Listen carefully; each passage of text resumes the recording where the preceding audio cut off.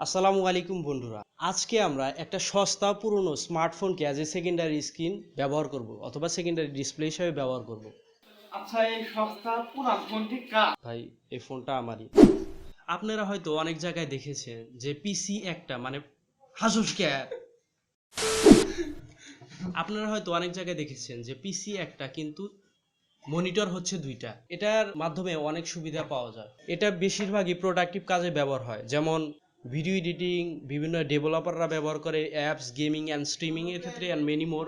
এই সমস্ত কারণে সেকেন্ডারি স্ক্রিন ব্যবহার করা হয় অথবা ডুয়েল মনিটর ব্যবহার করা হয়, যাতে অতিরিক্ত সুবিধা নেওয়া যায়।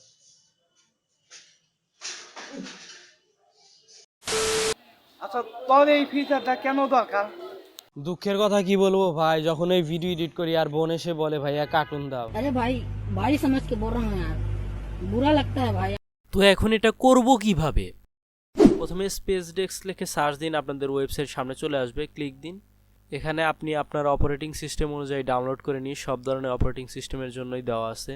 ডাউনলোড হওয়ার পর আপনারা ইনস্টল করবেন, নেক্সট দিয়ে সব ওকে করে একদম ইনস্টলে দিয়ে দিবেন। কয়েক সেকেন্ডের ভিতরে কম্পিউটারের উপর ডিপেন্ড করবে, ইনস্টল হয়ে যাবে। তারপর ফিনিশ দিবেন। ফিনিশ দেওয়ার সাথে সাথে আপনি দেখতে পারবেন আপনার সার্ভিসটি উপরে রানিং চলে এসেছে। আপনারা দেখতে পাচ্ছেন, ডাবল ট্যাপ ক্লিক করলে সকল ধরনের সেটিংস পেয়ে যাবেন। এবার চলে আসি আমরা মোবাইলে প্রথমে মোবাইলের প্লে স্টোরে যাবেন। প্লে স্টোরে আমি যাচ্ছি, কম্পিউটারে কাজ মোটামুটি শেষ। প্লে স্টোরে এখানে গিয়ে সার্চ দিবেন, ওই একই নাম স্পেস ডেস্ক। আপনারা আইওএস স্টোরেও পেয়ে যাবেন, ঠিক আছে। তো এখানে আমি সার্চ দিলাম, দিয়ে আপনারা দেখতে পাচ্ছেন যে আমি কিন্তু আগে থেকে ইনস্টল করে রেখেছি। তারপরে এখানে আপনারা ওপেন বাটনে ক্লিক দিবেন আর দুইটা ডিভাইস একই রাউটারের সাথে কানেক্ট রাখবেন। আপনারা দেখতে পারবেন যে এখানে কিন্তু একটা আইপি চলে এসছে। তো এখানে যখন ক্লিক দিব, বাস ওইটার সাথে আমার এই মোবাইলের ডিসপ্লেটা ফুললি কানেক্ট হয়ে যাবে। তারপরে আমি এটাকে সেকেন্ডারি ডিসপ্লে হিসাবে ব্যবহার করতে পারবো।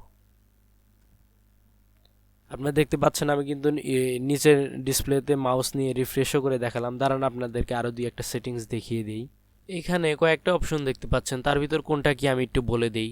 এখানে প্রথমটা হচ্ছে পিসি স্ক্রিন অনলি, অর্থাৎ আপনার মোবাইলে মানে পিসিতে যা চলবে ওটা যেটাতে কানেক্ট করছেন ওইটাতেও একইভাবে চলবে। আর একটা হচ্ছে ডুপ্লিকেট, অর্থাৎ পিসিকে আপনি ফার্স্ট মনিটর আর যেটাকে কানেক্ট করছেন সেটা ডুপ্লিকেট হিসেবে ব্যবহার করতে পারবেন। মানে যা এটাতেই চলবে ওটাতেও তাই চলবে। আবার এক্সটেন্ড, এটাকে আপনি বাড়াইতে পারবেন, এটাতে আলাদা কাজ করতে পারবেন আর ওইটাতে আলাদা কাজ করতে পারবেন। আর যদি চান যে ওই ডিসপ্লে শুধু রাখবেন, পিসিতে কোনো ডিসপ্লে আউটপুট রাখবেন না, তাহলে এই লাস্টেরটা সিলেক্ট করতে পারেন। এটা হচ্ছে এই 4 অপশন। আর বাকি যদি বলি হচ্ছে কন্ট্রোল প্যানেলের কথা, সেক্ষেত্রে আপনারা যদি এইখানে লোগোর উপরে ক্লিক দেন, দিয়ে মাউসের লেফট সাইড বাটনে ক্লিক দেন, তো আপনারা এখানে ডিসপ্লে কন্ট্রোল দেখতে পারবেন যে এখানে দেওয়া আছে। উইন্ডোজ কন্ট্রোল প্যানেলে গিয়ে আপনারা ডিসপ্লে আউটপুটকে ঠিক করতে পারবেন, আপনার ডিসপ্লেটা কোথায় রাখা আছে, কি দিয়ে কি সেট করে সেইভাবে সেই অনুপাতে ব্যবহার করতে পারবেন। আর হ্যাঁ, সেকেন্ডারি স্ক্রিনে আপনি মাউস, কিবোর্ড সব কিছু ব্যবহার করতে পারবেন। আর আরেকটা কথা, এটা ব্যবহার করতে কোনো ইন্টারনেট লাগে না। এই ছিল আজকের ভিডিও। আপনি যদি ওয়াইফাই কিভাবে পাসওয়ার্ড ছাড়া কানেক্ট করে, তাহলে এই ভিডিওটা দেখতে পারেন। আর র্যান্ডম ভিডিও দেখতে পারেন। দেখা হবে অন্য কোনো ভিডিওতে। সেই পর্যন্ত সাথে থাকুন, সুস্থ থাকুন।